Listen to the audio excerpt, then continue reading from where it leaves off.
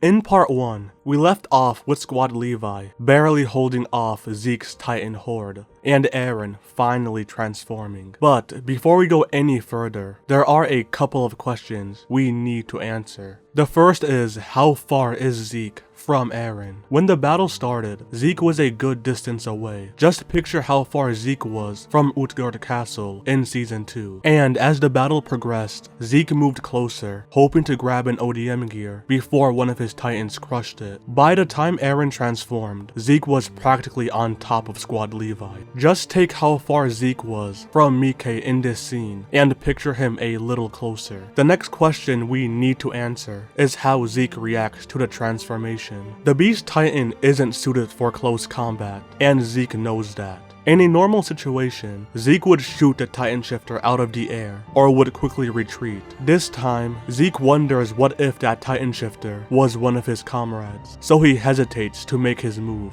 And that hesitation is the difference between Eren getting shot out of the sky and being allowed to transform. Now let's get back to the story. Eren lands in front of Zeke and charges. Not having time to properly counterattack, Zeke scoops up some dirt and launches it at Eren. But Eren charges through it and lands the first strike at Zeke's head. As the showdown between Eren and Zeke begins, we must clarify what are the conditions needed to activate the Founder's power. In the original story, Eren used the Founder twice, first by making contact with Dina, and then with Zeke. Dina was a pure Titan, and the result was that Eren used the Founder without seeing Ymir. By contrast, Zeke was a Titan Shifter, and the result was them seeing Ymir. Isayama doesn't specify if the type of Titan and the circumstances of contact affects the outcome. Zeke himself believed even a basic handshake could release the Founder. And in chapter 120, Zeke touching Eren's decapitated head was enough for them to enter the paths. The question in this what if is, if both Eren and Zeke are not actively calling for Ymir, would they enter the paths when they make contact? My answer is yes, but things are a lot more interesting if they don't enter the paths. So I'll briefly explain the first scenario before continuing on with the second. If they see Ymir, Zeke would be in control, as she only listens to those with the royal blood, though it would take him a while to understand what just happened. Eren would be completely sidelined. He doesn't understand what's going on, and when Zeke tells him what his plan is, he begins protesting helplessly against it. Zeke is surprised by Eren's reaction and would ask why he even cares, considering how bad his life must have been, hopelessly fighting against the Titans. Eren believes that Zeke is on the same side as the Colossal and Armored Titan, so would interpret the wish as a roundabout way of killing everyone. Zeke asks Eren if he has any other solution. Eren would claim that the solution is whatever his father was hiding in the basement. And after a few more exchanges, Zeke learns that Grisha survived, and he brainwashed his younger brother. Zeke would then show Eren the truth, and would exploit Eren's shock to convince him to support euthanasia, and the series would end right here. Zeke would annihilate the Titans and erase everyone's memories so they could enjoy their remaining years. He would imprison the warriors to stop them from interfering. Eren would meekly go along with Zeke's plan until he meets his friends again. He would realize the mistake he made and would rebel against Zeke. But by this point, he would have no way of reversing what Zeke did, as after all, he was just a key that Zeke used to access Ymir. Now, let's follow the second scenario, as that's the one that actually utilizes Squad Levi.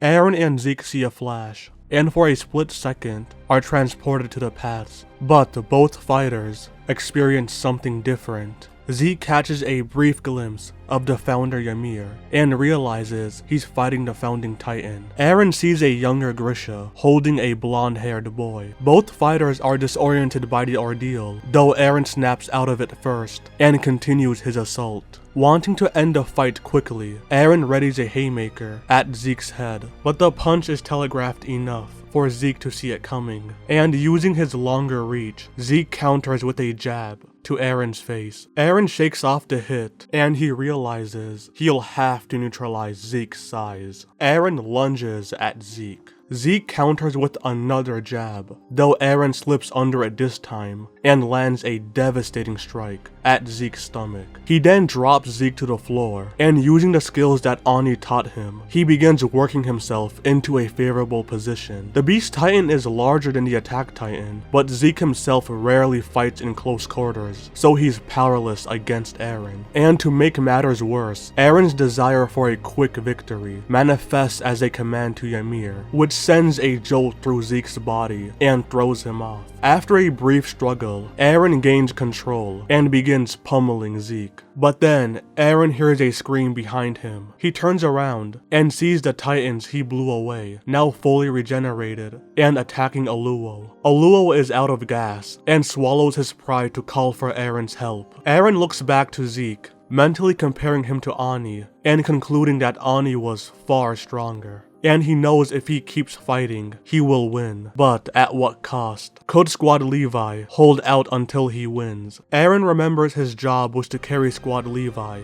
back to Walsina, and realizes he's making the same mistake as last time. Eren abandons his fight with Zeke and runs to save Aluo, and he silently prays that Zeke doesn't attack him from behind. But then, Eren hears Zeke roaring, and suddenly, all the Titans previously attacking Aluo change targets and lunge at him.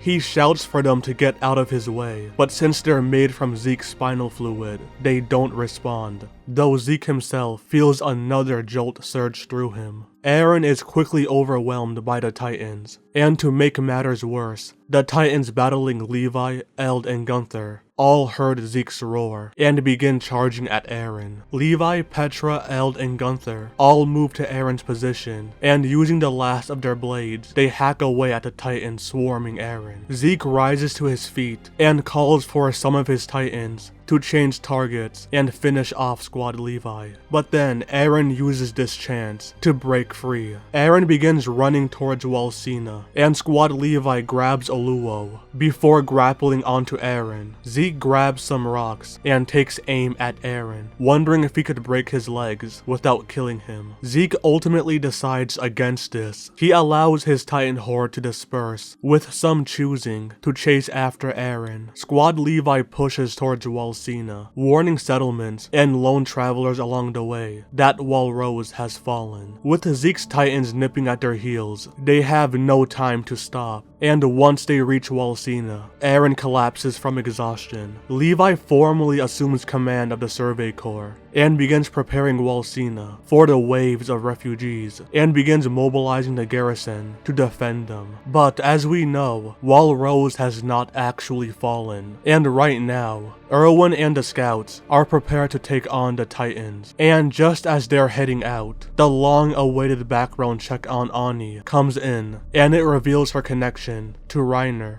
and Bertholdt. However, this time around, Reiner and Bertholdt are already aware of Ani's capture and are on edge. Following the original plan to lure them underground for questioning is now impossible, and confronting them inside the walls is out of the question since one of them could be the Colossal Titan. Erwin decides that bringing them along, but splitting them up is the best solution. He's hoping their inability to coordinate with each other and their uncertainty over Ani's fate will prevent them from trying anything. He announces to the scouts that they will be divided into smaller teams, with the objective of uncovering the breach and rescuing the people inside Walrose. Reiner and Bertholdt are placed on separate teams who will be sent to opposite sides of the walls, and when they learn about this, they interpret it as Erwin trying to pick them off one at a time. Before they could plan anything, the pair are interrupted by their captains and separated. This is intentional, as Erwin doesn't want them having any time to formulate a plan.